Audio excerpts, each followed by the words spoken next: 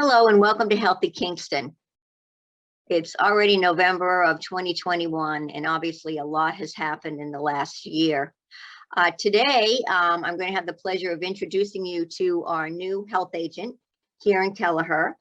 We'll also be talking more, being that the holidays are coming up and food disparities in our community, unfortunately, are a major issue. So we'll be talking about the local food pantries that people can avail themselves of. And then lastly, I'll be giving an update of COVID, the cases in the town, and what the opportunities are for getting the vaccine in the town. So with that said, first I'd like to introduce Kieran Kelleher, who's a local young man from Kingston, and we're very excited. He across the board, everyone was impressed with him and his credentials and what he brings to this position. So Kieran, welcome. Thank you. Thank you for having me. It's going to be great to have you on board. I know you start at the end of November, so I would feel fortunate to get you a little bit ahead of time so everyone can equate your face and name if they don't know you already. But first, I'd like to, as well as welcome you, say, so what interested you in this position? Why did you want to become the health agent of Kingston? Yeah, so I went to UMass Amherst and I graduated with a degree in public health. So it's something I've been interested, since I was in college. Previously, I was the Plymouth health agent for about a year, 10 months, just under 2 years. And I really loved that position. It felt like you could make kind of a tangible difference in the community, which I really enjoy. I enjoy working with people. And it's just a really good role to do that. So Kingston, for me, I grew up there. It's a community I love. So to be able to be the health agent, work with the community was something that I couldn't pass up. I had to go for it. So I'm just really glad that it worked out. And yeah. Great. What would you say your goals are for this position at this point in time? I know you're looking at it the very beginning, but what type of things would you like to concentrate on? Yeah, so I mean, I've been so focused on Plymouth for the past 2 years. It's going to take some acclimating to just kind of gather information about Kingston and kind of assess, priorities. But I would say off the bat, the obvious one is COVID. I really think the clinics and, we had, I think, the booster clinic the other day. I think promoting those and getting as many people as we can to go out to those is probably priority number one. I think vaccinations are great. I think the more people we get vaccinated, the better. So I think that's probably numero uno on my list, is to promote that and give the whoever the public health nurse will be. I know it's been Leanne for a little bit now, but give them the tools they need and just have me as a resource for them to really grow the clinics. Aside from that, like I said, it's going to take a little bit of time just assessing everything. On a very small scale, I'd say get everything electronic. I know we have a lot of files in there, so I think that would be great to have, to be able to access on a computer so we can, give our community members that information faster. So that's kind of where I'm at right now. And I'm sure there'll be a lot of other things that come up when I take the job, but that's where my head's at right now. Terrific. Well, again, we're very excited about you coming. Certainly your youth and vitality and experience with computers will certainly be more than beneficial to the position. So, and streamlining the operation. That's what I'm hoping for. Right. So anyway, so welcome. I'll be looking forward to seeing you at the end of November. Yes, thank you. I appreciate having me on the show. Absolutely. Well, it's that holiday time of the year with Thanksgiving and Kwanzaa and Christmas coming up. And food is always heavy on everyone's minds. And obviously, it's food disparity and food insecurity has been a real issue the last year and a half or so since COVID started. It's being experienced by a growing number of people living in our local community. The food insecurity of both adults and children who don't have access to food necessary to live healthy and productive lives can be a real detriment to their quality of life. And they live throughout not only Kingston, but all of our surrounding towns and Plymouth County. I'd like to tell you about some services that are being offered locally. For those of you who may be experiencing food insecurity or know of people who are, there are services out there in our community to help you, particularly during this difficult time. And everything always seems a lot worse at the holidays. So with that said, I'd first like to introduce you to Ellen Kennedy, who works with the St. Vincent de Paul at St. Mary's Catholic Church here in Kingston. She also, as part of that ministry, there is also a food pantry. So I'd like her, if she would, to please speak to those things to all of us. So Ellen, welcome. Thank you, Janet. I'd love to talk about the food pantry. We are located in the parish office of St. Joseph's Church on Main Street in Kingston. We have 2 food pantries a month on the second Thursday and the last Thursday of every month, excluding November, which is our Thanksgiving project, which I will talk about in a minute. The times of the food pantry are 10 to 11:30 in the morning and 4:30 to 6 in the afternoon. We encourage everyone who is in need of food or who just has a little bit of financial difficulty and can use the food money that they would save by coming to the pantry on something else. We have all the shelf-stable food, peanut butter and jelly, and canned vegetables, canned fruit, but we also have food that we get from the Greater Boston Food Bank, including most of the time we have chicken, and this is all frozen. Most of the time we have pork tenderloins, raviolis, meatballs, frozen fruit, strawberries and blueberries. We oftentimes get yogurt, eggs, cheese, butter. We go out and buy our bread before every food pantry so that people have fresh bread. But we encourage everyone to come. We serve mostly Kingston and Plimpton as our primary people, but we also are affiliated with St. Mary's in Plymouth, and we would be happy to serve anyone from Plymouth that would like to come. 2 points to make quick. We do ask for your name and we do ask for your address, but that's only for our records and does not go any other place. So if there's any question in your mind about who may know that you're coming to the food pantry, please don't let that be a barrier. We have a Christmas program and a Thanksgiving program. Because of COVID, we have had to give gift cards instead of turkeys at Thanksgiving. We were unable to get the turkeys, but we will give a full box of everything else plus a gift card for you to go to the store and buy a turkey, and the same for Christmas. So if you have any questions or anything, please give St. Joseph's office a call. They'll tell you what you need to know or steer you in the right direction. We really, we service a lot of people who come on a regular basis, and we're very happy to do that. Okay, that's wonderful. Well, thank you. I mean, that's a tremendous service to our community, and we're all fortunate to have you. And how many people volunteer there?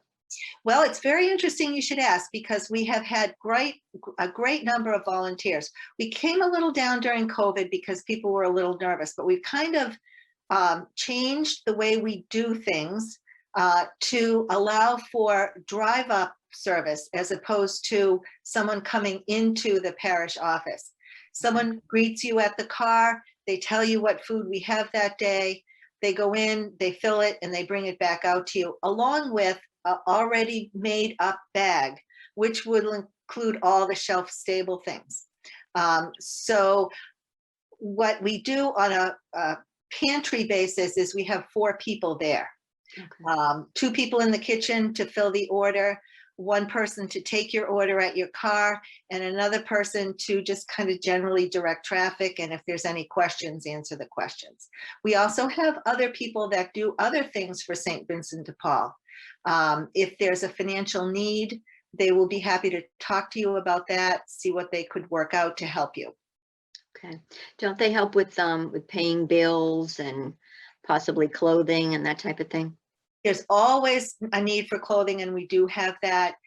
They will certainly talk to you about any rental assistance, electric bills.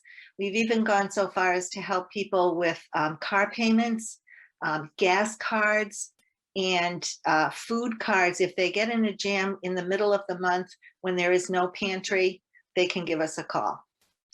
Ellen, thank you so much for your time, and Jack, your husband as well. I know he's over the St. Vincent de Paul, and all the wonderful people at St. Joseph's and St. Mary's who help out. Well, thank you for the opportunity to talk about it. Absolutely. And thank you. Take care. Bye-bye. Bye. And along with the services of St. Joseph's Catholic Church here in Kingston, there is the Plymouth Area Coalition for the Homeless, which also offers food and other social services to the surrounding community. The goal of the coalition is to provide healthy, nutritious food to those deserving families and individuals in our area that need that. It's located at 149 Bishops Highway in Kingston, and the pantry provides perishable and non-perishable foods to insecure residents of the Greater South Shore. All food insecure individuals and families are eligible for assistance at the coalition. In response to concerns and protocols of the COVID-19 pandemic, the food pantry has shifted to a drive-through model. The staff and volunteers make every effort to match the needs and requests of the food pantry patrons with what they have. So they will give you a basic box of staples, but if there are things that you are requesting that you need, they will certainly make an effort to see if they have them and get them to you. Food insecure individuals and families can register on additional assistance through the Supplemental Nutrition Assistance Program called SNAP. And we'll put on the screen the available online information that you need to be able to take advantage of that program. The coalition also receives very generous support from the Greater New Orleans Food Bank and local food suppliers like Whole Foods, BJ's Wholesale Club, Trader Joe's, and Walmart. In addition, they're tremendously grateful to the countless local churches, private foundations, businesses, civic groups, and individual community members who also donate to the food drives and benefits for the food pantry.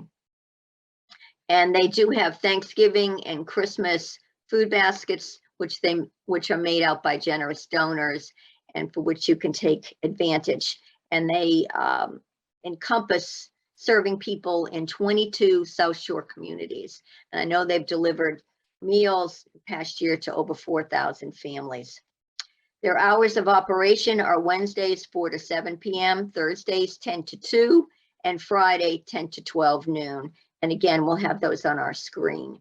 So again, those people experiencing food insecurity right now in our community, or if you know of people, please send them to Plymouth Area Coalition or to St. Joseph's Food Bank.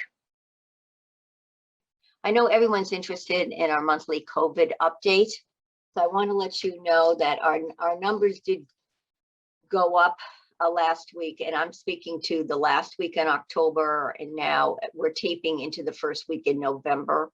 The numbers went up probably about a third, and the reason for that is that there was an outbreak in a nursing facility in the town, but that has been addressed, and we're looking for the numbers to stabilize and hopefully go down in the future. So I hesitate to give numbers every week because by the time you watch this, the numbers have already changed.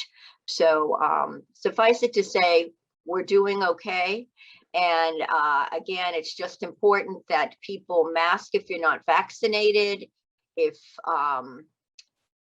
you want to get vaccinated, there are ample opportunities. And I'll be telling you about those. There are clinics.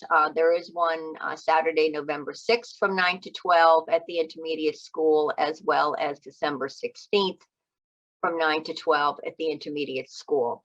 And Pfizer and Moderna.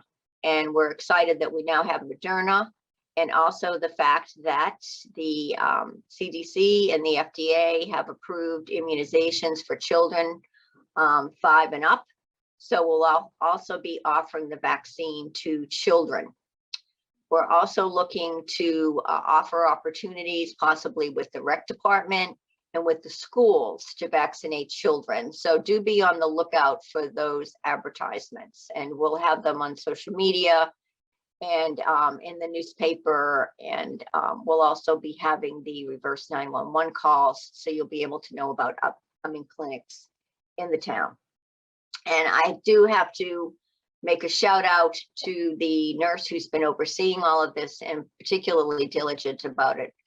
And that has been Leanne McGinnis, who has done a wonderful job in the last 5 months orchestrating these clinics. There's a tremendous amount of work that has to be done to access the vaccine, all of the equipment, freeze it, unfreeze it, refrigerate it, draw it up, and get it in people's arms. So she definitely deserves a lot of credit, as well as the Massachusetts response team, who has donated several volunteer physicians and nurses and non-medical people to help with the orchestration of the clinics. So I strongly encourage you to come to the clinics. I know there's been concern by elderly people about there might be too many people there and they might be exposed while they're into COVID, while they're in line. I can reassure you, having worked at the clinics, that is not the case, and that there's typically it's steady, but it's not crowded.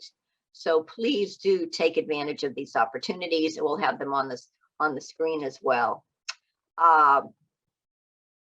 COVID and kids, really important to think about it, and hopefully allowing your children the freedom to now be able to play with their friends and do all the social things that they need and want and should be doing, and further enjoy your holidays as families and also with friends. Pregnancy and the vaccine, that obstetricians are encouraging pregnant women to get the vaccine. There have been a number of studies now that have, and I've read some of them, to the effect that there is no considerable damage at all to the mother or to the fetus baby due to the vaccine. So certainly encourage you to pregnant women to get the vaccine. Also, there have been questions about, if I started with Pfizer, can I get Moderna as a booster? Or if I started with Moderna, can I get Pfizer as a booster? Absolutely. In fact, there's been some research that there's really more efficacy, that it's all that much more effective to actually get the opposite vaccine. So do not look at that as a deterrent to not getting the booster if you've gotten it.